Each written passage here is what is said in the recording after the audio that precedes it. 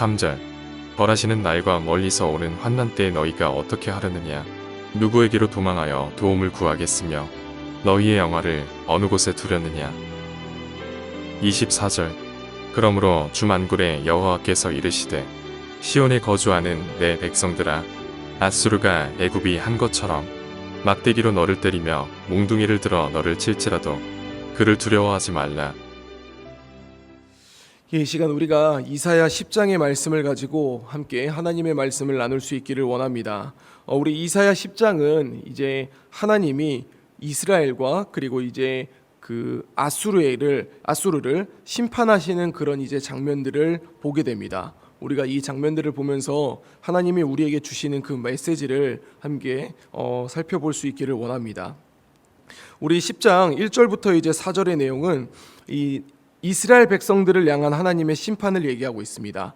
그래서 불의한 법령을 만들며 불의한 말을 기록하며 가난한 자를 불공평하게 판결하여 가난한 내 백성의 권리를 박탈하며 과부에게 토색하고 고아의 것을 약탈하는 자는 화 있을 진저라고 얘기를 합니다. 이 얘기는 뭐냐면 우리가 성경에서 또는 율법에서 하나님이 이제 백성들에게 말씀하셨던 것은 이 가난한 자와 연약한 자를 돌볼 수 있어야 한다라는 것이거든요. 그런데 이제 우리가 가지고 있는 이 상황들이 뭐였냐면은 그 이스라엘 백성들이 가지고 있는 상황이 뭐였냐면 있는 자들이 또는 힘 있는 자들이 불의한 법령을 만들었다는 것이 과연 어떤 가난한 자를 위한 법을 만들었겠는가? 그게 아니라 자신의 유익을 위한 그런 법령을 만들어서 힘든 자를 더 힘들게 만들었다라는 거예요. 그래서 어떤 사람들이 비슷비슷하게 이렇게 살아가는 것이 아니라 양극단화를 만들어서 그렇게 이제 만들어가고 있다라는 것이죠. 제가 이번에 청년 수련회를 갔을 때 들었었던 내용 중에 하나가 2023년도 이제 10가지 대한민국의 키워드 중에 1위가 뭐였냐면은 평균 실종이라고 얘기합니다. 그 얘기는 평균이 사라지고 점점 이제 양쪽 끝으로 극단적으로 간다라는 것이죠. 가난한 자는 끝없이 가난해지고 그리고 부자들은 끝없이 부자가 되는 그런 이제 상황들이 나타난다라는 것이고 삶의 이제 질도 그런 식으로 이제 펼쳐진다라는 것이죠. 그랬던 것처럼 이제 이스라엘 이제 백성들도 그 불의한 법령들을 만들어서 가난한 자와 고아와 그리고 과부들에게 그런 것들을 이제 빼앗아 가지고 자신들의 배를 불렸다라는 거예요. 그러면서 이제 하나님이 그들을 심판하셨다라는 그런 얘기를 하는 것이죠. 누구를 통해서 심판을 하셨는가? 바로 이제 아수르를 통해서 심판을 했다라고 얘기를 합니다. 그래서 5절을 보면 아수르 사람은 화 있을진저 그는 내 진노의 막대기요 그 손의 몽둥이는 내 분노라라고 그렇게 얘기를 하는 거죠. 그런데 아수르를 사용하는 하나님의 목적이 있었습니다. 뭐냐면 내가 그를 보내어 경건하지 아니한 나라를 치게 하며 내가 그에게 명령하여 나를 노하게 한 백성을 쳐서 탈취하며 노략하게 하며 또 그들을 길거리와 진흙같이 짓밟게 하려 하거니와 이 아수르를 통해서 이제 이스라엘과 또는 이제 불의한 그런 나라들을 심판하려고 이렇게 했었던 것인데 놀라운 건 뭐냐면 그럼 아수르는 어땠는가라는 것이죠. 아수르는 과연 하나님 앞에 올바랐는가 아니면 하나님의 뜻대로 살아갔는가. 일단 지금 중요한 것은 아수르는 하나님이 사용한 도구이지 않습니까? 그런데 도구인데 7절을 보면 이렇게 기록됩니다. 그의 뜻은 이같지 아니하며 라는 것이죠. 그의 마음의 생각도 이같지 아니하다라는 겁니다. 다만 그의 마음은 허다한 나라를 파괴하며 멸절하려 한다라는 것이죠. 하나님이 사용하는 도구였는데 하나님의 뜻을 따라 심판하겠다가 아니라 그냥 내가 사람을 죽이는 게 좋은 거예요. 내가 짓밟는 게 좋은 거예요. 그 쾌락이 좋은 거예요. 그래서 그렇게 일을 행했다라는 것이죠. 그런데 더 중요한 것은 뭐냐면 그 아수르가 가지고 있었던 특징이 뭐였냐면 과신과 교만이었다라는 것이죠. 그래서 8절부터 11절까지 이야기는 뭐냐면 전부 다 그 교만에 대한 얘기를 하고 있는 겁니다. 그가 이르기를 아수르가 얘기하는 겁니다. 내 고관들은 다 왕들이 아니냐라는 것이죠. 한때는 왕들이었지만 지금 내 부하가 돼서 있는 거 아니냐라고 그렇게 얘기하는 겁니다. 그러면서 10절을 보면은요, 내 손이 이미 우상을 섬기는 나라들에 미쳤나니 그들이 조각한 신상들이 예루살렘과 사마리아의 신상들보다 뛰어났느니라. 즉 그 당시 있었던 지역 신들의 개념이 있거든요. 그러니까 이스라엘로 치면은 이스라엘의 지역에 신이 있고 그 다음에 아수르 지역에 있었던 신이 있던 겁니다. 그런데 아수르와 이스라엘이 싸웠는데 아수르가 이기지 않습니까? 그러면은 아수르 지역의 신이 더 강하다라는 문화가 그 시대에 있었던 거예요.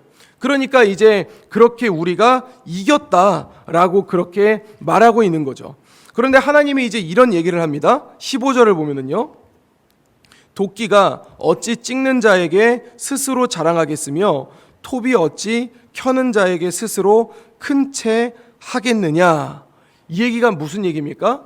아수르가 그 당시에 그렇게 강하고 강대국이고 어떤 제국과 같은 모습으로 이제 나라들을 짓밟았다 할지라도 하나님이 바라볼 때의 그 나라는 도끼라던가 톱 정도밖에 되지 않는다라는 것이죠.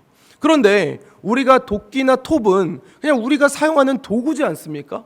그런데 그 도구인데 지금 아수르의 모습은 오히려 도끼가 주인에게 그리고 톱이 주인에게 자랑한다라는 거예요. 내가 다 했어. 이렇게 이제 이야기한다라는 것이죠. 그러면서 하나님이 어떻게 그게 말이 되느냐라고 이렇게 말씀하고 있는 겁니다. 그러면서 이제 하나님은 그 아수르도 내가 심판하겠노라라고 그렇게 얘기를 하는 겁니다. 비록 하나님이 사용한 도구였지만 하나님 앞에 바른 마음을 가지지 않고 교만함을 드러내고 자신을 과신하게 되자 하나님은 그들마저도 심판하겠다라고 그렇게 얘기하고 있는 것입니다. 그러면서 이제 20절에 이스라엘에게 굉장히 희망적인 이야기가 들려집니다. 뭐냐면요, 20절을 보면요, 그날에 이스라엘의 남은 자와 야곱 족속의 피난한 자들이 여호와께 돌아오게 된다라는 얘기를 합니다. 하나님에게 돌아오게 된다라고 그렇게 이야기를 하는 것이죠. 그러면서 24절을 보면요, 그러므로 주 만군의 여호와께서 이르시되 시온에 거주하는 내 백성들아, 아수르가 애굽이 한 것처럼 막대기로 너를 때리며 몽둥이를 들어 너를 칠지라도 그를 두려워하지 말라라는 거예요. 그런데 이 이야기가 누구에게 해당이 되는가? 이스라엘 모두에게 해당되는 게 아닙니다. 22절을 보면 이럽니다. 이스라엘이여, 네 백성이 바다의 모래 같을지라도 남은 자만 돌아오리니 라고 그렇게 얘기합니다. 그러니까 이스라엘 모든 사람이 돌아오는 것이 아니라 그 얘기가 무슨 얘기냐면 이스라엘에 엄청나게 많은 사람이 죄악됨을 가지고 있었고 그 죄악됨 때문에 심판을 당했지만 남은 자, 여기서 남은 자가 누구냐면 하나님 앞에 바르게 서 있던 자라는 거예요. 그들이 어떤 마음을 느끼겠습니까? 내가 하나님 앞에 바르게 살았는데 심판을 당하고 있는 거예요. 굉장히 두려움이 있었겠지만 하나님이 뭐라고 얘기를 하냐면 조금만 기다려. 금방 너희가 돌아오게 될 거니까 아수르가 과거에 애굽이 너희를 쳤을 때처럼 너희를 때릴지라도 그를 두려워하지 말라라고 그렇게 이야기를 합니다. 그러면서 28절부터 34절까지 하나님은 그 아수르에 대한 심판들을 이야기하시면서 이사야 10장을 마무리하게 됩니다.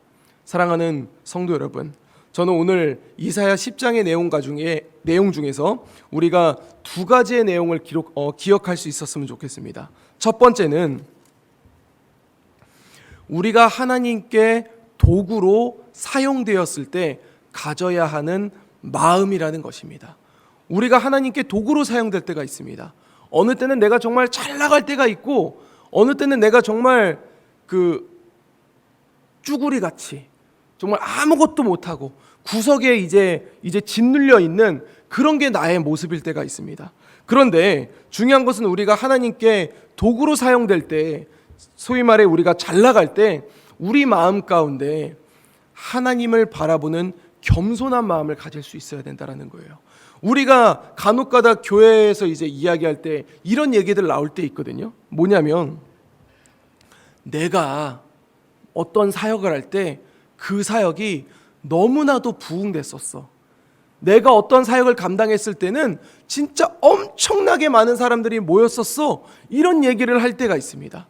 그게 정말 그분을 통해서 이루어진 것일까요? 아니거든요. 단순히 하나님이 그분을 사용하셨다라는 거예요.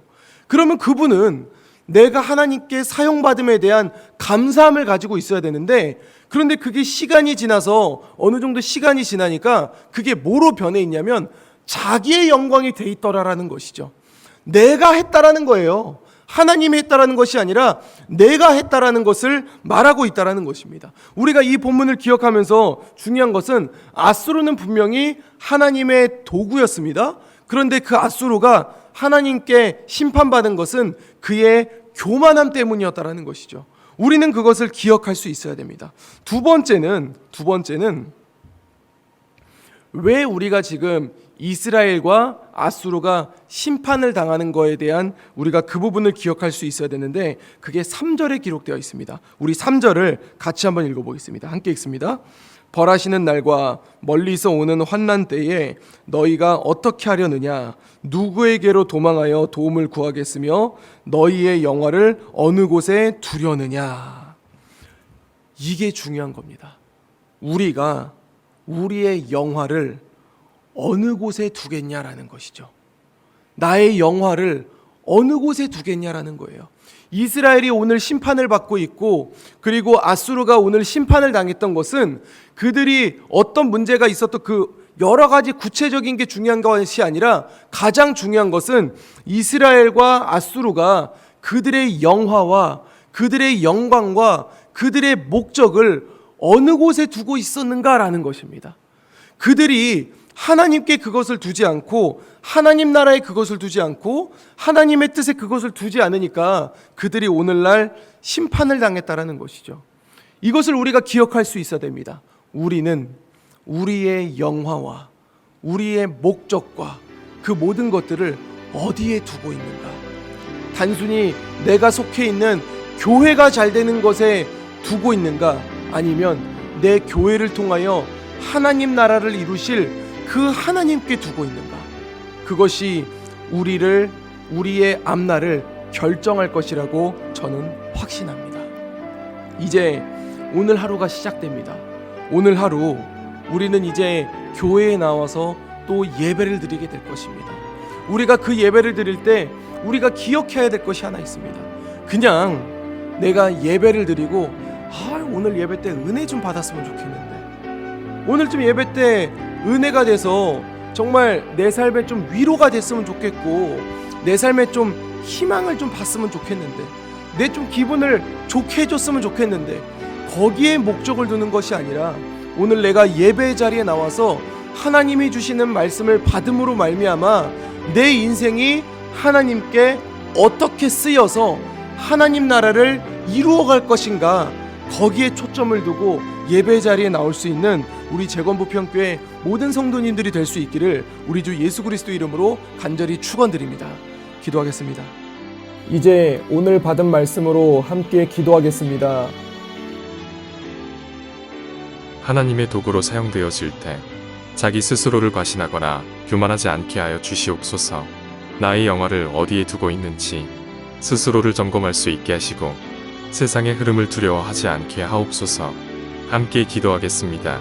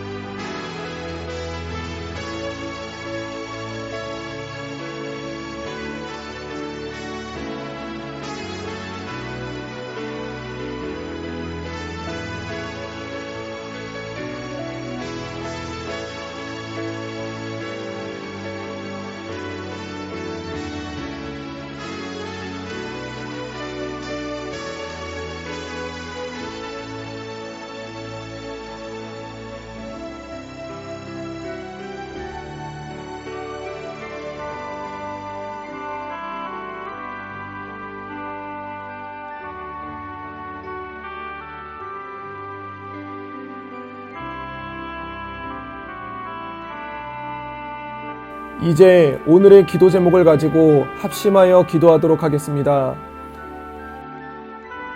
첫 번째 기도 제목입니다. 오늘은 수요 예배가 있는 날입니다. 주님, 오늘 드리는 수요 예배 가운데 충만한 복을 내려 주시옵소서. 말씀을 전하시는 목사님에게 성령 충만함을 허락하여 주시고 성도들의 발걸음을 예배의 자리로 인도하여 주시옵소서. 함께 기도하겠습니다.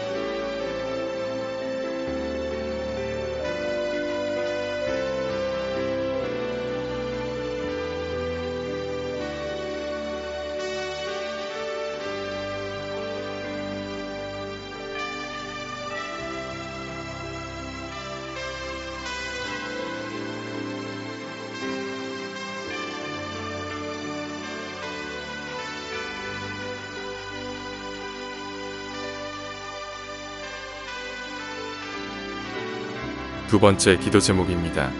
우리의 다음 세대를 위해 기도합니다. 다가오는 새학기를 준비하는 2월의 시간을 잘 준비할 수 있게 하여 주시옵소서. 모든 아이들이 영적으로 무장할 수 있게 하시고 세상 앞에 복음을 외칠 수 있는 우리의 미래가 되게 하여 주옵소서. 함께 기도하겠습니다.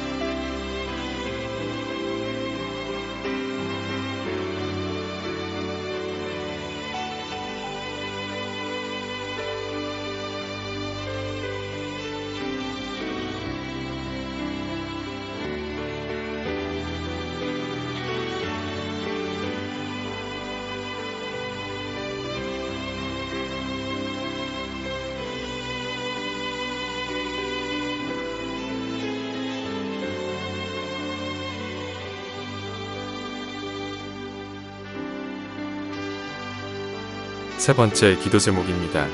세계를 위해 기도합니다. 러시아와 우크라이나 전쟁을 시작한 지 1년이 되어갑니다. 이 전쟁으로 많은 사람들이 희생되었습니다. 주님, 하루빨리 전쟁이 끝날 수 있게 하옵소서. 그 자리에 있는 사람들에게 평안을 내려주시옵소서. 함께 기도하겠습니다.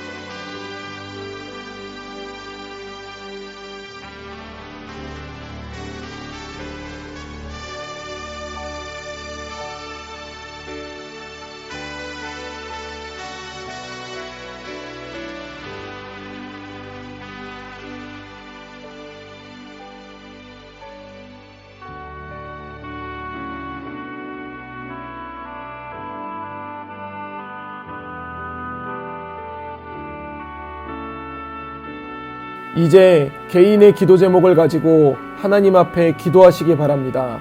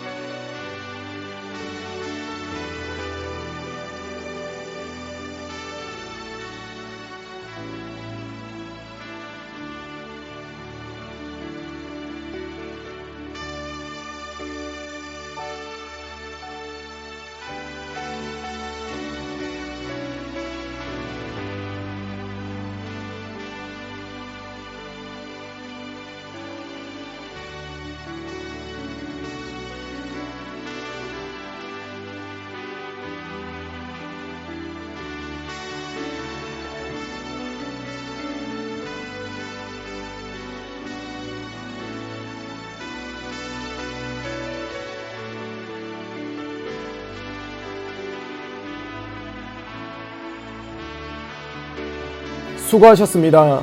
오늘도 하나님의 인도하심 가운데 승리의 하루를 보내시는 우리 재건부평교회 모든 성도님들이 되시기를 주님의 이름으로 축복합니다.